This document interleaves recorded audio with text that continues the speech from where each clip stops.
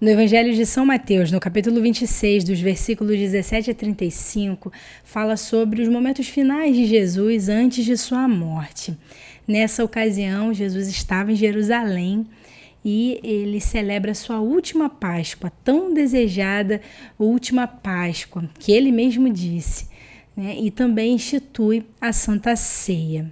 Então, Jesus ele envia os seus discípulos para que eles procurem um certo homem e dê um recado a ele.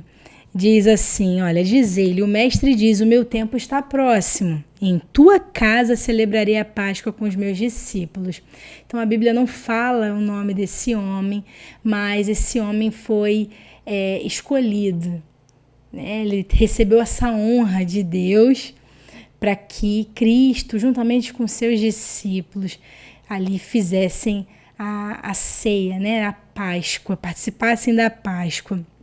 Então, ele separou esse cômodo, esse cenáculo, e os discípulos de Jesus, segundo a lei, a tradição judaica, eles prepararam tudo, né, conforme estava escrito, porque Jesus ele não veio para destruir a lei, ele veio para cumprir, e ele foi fiel até o fim. Ele veio dar sentido a tudo aquilo que os homens, né, os judeus e principalmente os religiosos, eles acabavam ali excedendo, né, nas interpretações, nos mandamentos divinos, né? E Jesus, além de dar o sentido, ele completou, né, a obra de redenção através da sua morte. Bem, mas nesse momento aqui, Jesus ele estava participando dessa ceia, da celebração da Páscoa, e Jesus, quando ele senta com seus discípulos, ele traz ali uma grande revelação. Ele diz que um dos seus discípulos iria traí-lo, e isso causou uma comoção muito grande. Algo também interessante que foi, né, a Páscoa, né, ela começava no primeiro dia da festa dos pães ázimos, né, que tinha uma duração de 7 dias. Então, esse dia aqui era o dia 14 de Nissan. E esse pôr do sol já estava indo já para o dia 15. E esse é para fim de conhecimento, para provar, né, que realmente Jesus ele estava em Jerusalém e participando dessa festa tão importante para o povo judeu. Então aqui Jesus ele traz essa revelação e os discípulos ficam perguntando, Senhor, sou eu? Cada um chegou a perguntar a Jesus e Jesus abriu mais ali o entendimento deles, né? A revelação de quem seria essa pessoa. Então Jesus disse, olha, um de vós há de me trair, né? O que põe a mão comigo no prato, esse há de me trair. Então eles ficaram tristes porque naquele momento ali de comunhão, porque a Santa Ceia é um momento de comunhão, a Páscoa é um momento de comunhão. E ali havia um traidor, havia alguém que era um infiltrado e que estava participando de todo o ritual. Então Jesus aqui, né, nesse momento, trazendo essa revelação de que naquela festa da comunhão teve essa possibilidade, né, de ter um traidor entre eles. Então o próprio traidor ele se manifesta.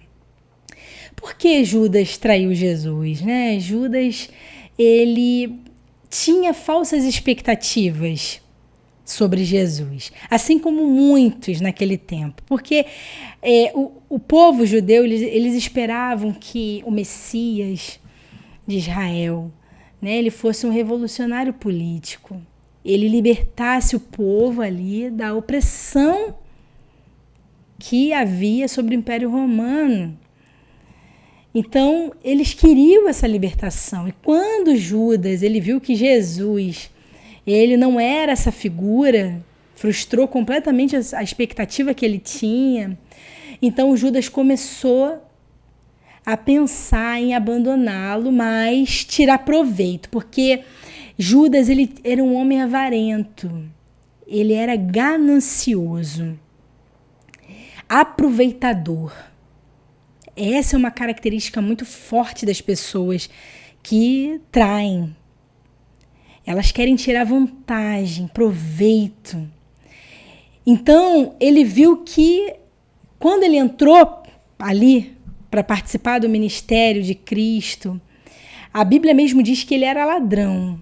Ele roubava parte das ofertas que era destinado ali ao ministério de Jesus e também à caridade, aos pobres.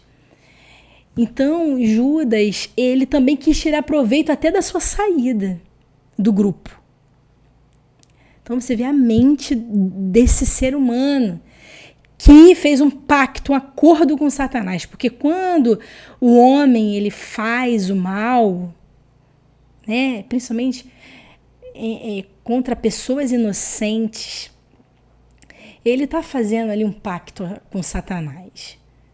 Né? Ele não está sozinho. Existe ali uma comunhão maligna.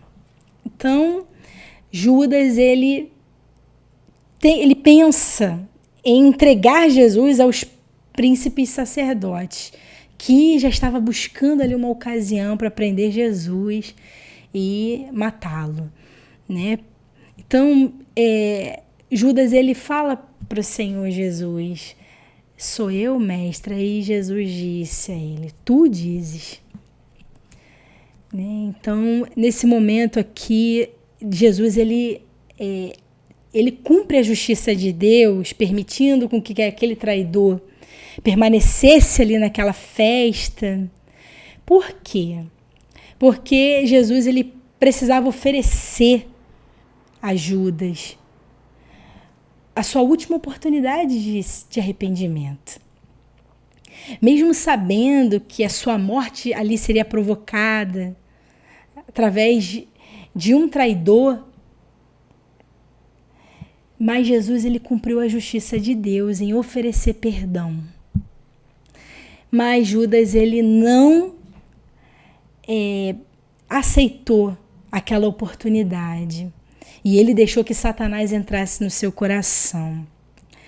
Né? E essa história é uma história que mexe muito conosco, né? Porque nós precisamos buscar dentro de nós as nossas verdadeiras... aquilo que nós esperamos de Cristo. Aquilo que nós realmente desejamos viver com o Senhor. Nós queremos ser verdadeiramente seus discípulos ou impostores. Pessoas que no momento do aperto, ou quando Cristo não corresponde às expectativas que eu tenho, e apostatar da fé. Né? É uma lição muito profunda. Todas as vezes em que podemos aqui ter a oportunidade de ler sobre esse assunto, sobre a vida de Judas Iscariotes, nós precisamos voltar os nossos olhos para dentro de nós mesmos. Não para o outro, mas dentro de nós. E ver o que pode estar errado em nós. Né?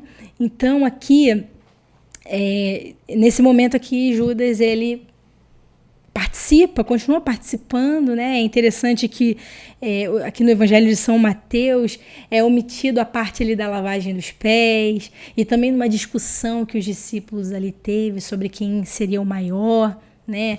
Em relação à posição, né? No reino de Deus, quem seria o maior, o menor. Então, mas teve todo esses acontecimentos, né, dentro dessa celebração da Páscoa. E Judas estava ali. Judas participou com Jesus, ouviu as suas palavras, entendeu que estava sendo oferecido a ele uma última oportunidade e mesmo assim ele decidiu trair o mestre. Então, aqui Jesus, ele começa a repartir ali o pão e distribuir aos seus discípulos. E ele fala, olha, este pão é a minha carne, que está sendo partida por vocês, o meu sacrifício.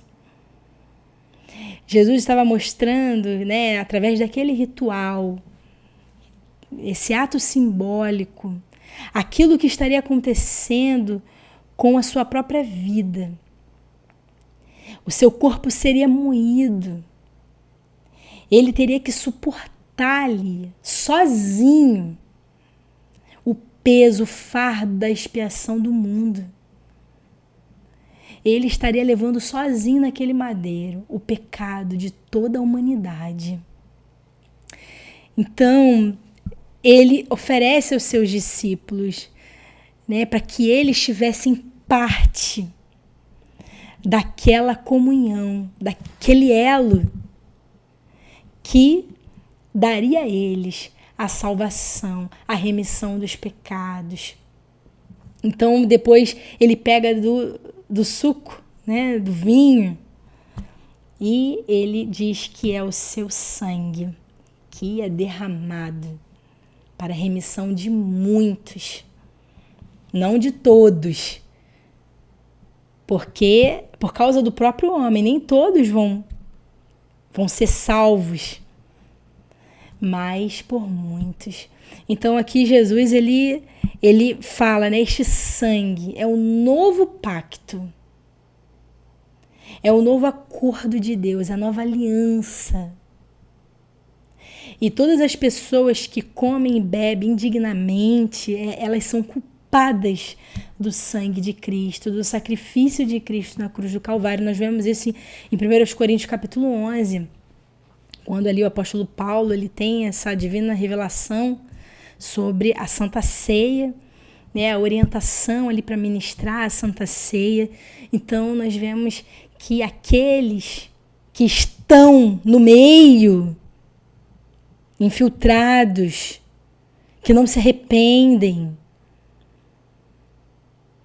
e que tentam profanar a mesa de Cristo dentro das igrejas, todas essas pessoas, elas são culpadas do sangue de Cristo. Isso é algo muito sério. Então aqui Jesus ele continua dizendo, olha, eu digo que desde agora não beberei mais do fruto da vide até aquele dia que o beba de novo convosco no reino de meu Pai. Então Jesus, nesse momento, ele deixa de beber, participar desse ritual, esperando o momento em que ele estaria novamente com o seu povo. Né? E aqui nós vemos Jesus também falando, dando outra revelação aos seus discípulos. Ele disse, todos vós esta noite me abandonarão. Né? Todos vão cair nessa armadilha do abandono. Essa prova da fidelidade, né? Que Deus ele nos coloca muitas vezes. Se realmente nós somos fiéis a Ele, nós estamos vivendo esse elo, esse compromisso com Deus e com Cristo. Então ele fala que, olha, ferirei o pastor e as ovelhas do rebanho se dispersarão. Então Jesus está dizendo, olha, eu sou esse pastor, eu serei ferido. E por conta disso vocês vão ficar perdidos. Mas aqui Jesus mostra que é temporariamente. Então cada um vai para um lado. E algo interessante aqui que Jesus ele fala, né? Olha, mas depois que eu ressuscitar, em todo o tempo, Jesus disse que ele passaria pela cruz, mas ele ressuscitaria. Ele falou exatamente o que aconteceria com ele. Qual era o seu propósito, o plano de Deus que ele deveria cumprir. Então eu falo, olha, irei adiante de vós para a Galileia. Ou seja, Jesus não ia permitir com que os seus discípulos se perdessem completamente. naquele momento em que cada um estivesse um pouco perdido, desesperado pelo aquilo que estava acontecendo com o seu mestre, mas daria tempo. Jesus iria morrer, iria ressuscitar ao terceiro dia. E ele ainda chegaria ali, né, na Galileia, na região da Galileia, antes dos seus discípulos. Né? E nós vemos isso mais à frente, o que aconteceu. Né? Isso já fica para um outro vídeo, uma outra palavra. Mas nós vemos que Jesus, ele não deixa com que os seus se percam. Tudo o que aconteceu aqui com seus discípulos foi ali uma provação, né? Que acabaram caindo na armadilha do abandono. Mas Jesus, ele não perde nenhum sequer, nenhum dos seus. Ele não deixa para trás.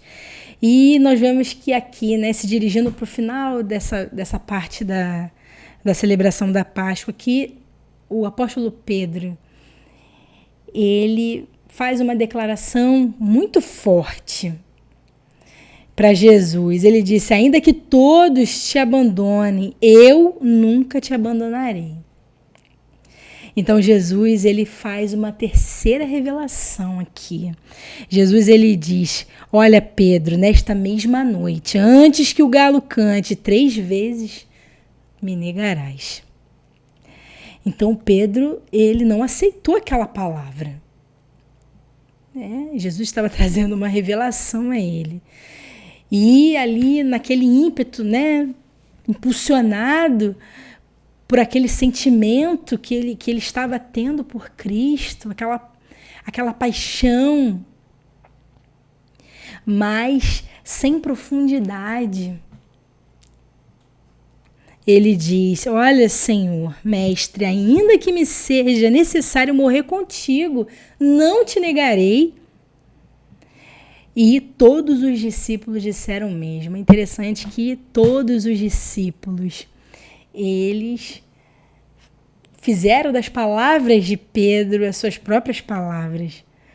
Né? Então, todos os discípulos também disseram: Senhor, nós não te abandonaremos. Então, aqui nós vemos que os discípulos de Jesus, eles estavam diante, né, de uma prova.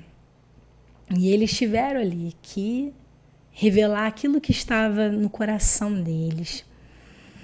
Não havia profundidade nesse amor a Cristo, nessa devoção a Ele. E por isso esses homens fracassaram.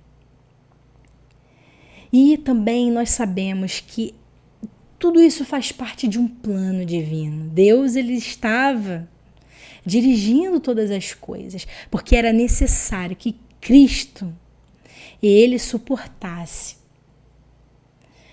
o peso do pecado e ir sozinho, né? Então, nós vemos que essa palavra, né, é uma palavra que mexe conosco nesse sentido de olharmos para nós mesmos, de buscarmos dentro de nós se verdadeiramente somos servos de Deus em Jesus Cristo, se o amamos, se estamos dispostos a viver a nossa vida por Ele e para Ele. Se realmente nós somos crentes em Jesus, se realmente nós fomos salvos pela obra que Ele fez na cruz do Calvário. Então, é uma palavra de reflexão e desse olhar para dentro de nós. Precisamos buscar todas essas fragilidades que existem em nós e buscar mudança, a nossa mudança interior. E nos entregar ao Senhor. Caso a nossa entrega ela foi superficial, porque é capaz de muitos de nós vivermos uma vida superficial com Deus. Nós achamos que somos cristãos, mas na verdade nós estamos muito longe dos propósitos de Cristo. Então eu deixo com você essa palavra. Eu sei que é um vídeo longo, mas tudo que eu disse aqui é algo que o Senhor ele tem trazido ao meu coração. Ele tem falado, é algo que Ele espera de nós. É algo que Ele quer que venhamos a mudar. A ver se realmente nós somos seguidores de Cristo. Porque eu entendo que o Senhor ele está farto de pessoas que se dizem cristãs, mas em momentos assim, né, esses mesmos apertos que aconteceram com os apóstolos, eles acontecem sobre essa geração e muitos são reprovados. E é necessário acontecer esse avivamento, ressuscitar a fé de Cristo dentro de nós, porque isso é avivamento. Então, que o Senhor possa ressuscitar a fé dentro de você e que você possa viver, de fato, uma vida de devoção a Jesus, ao seu reino, aos seus mandamentos, à sua vontade. Amém. Amém.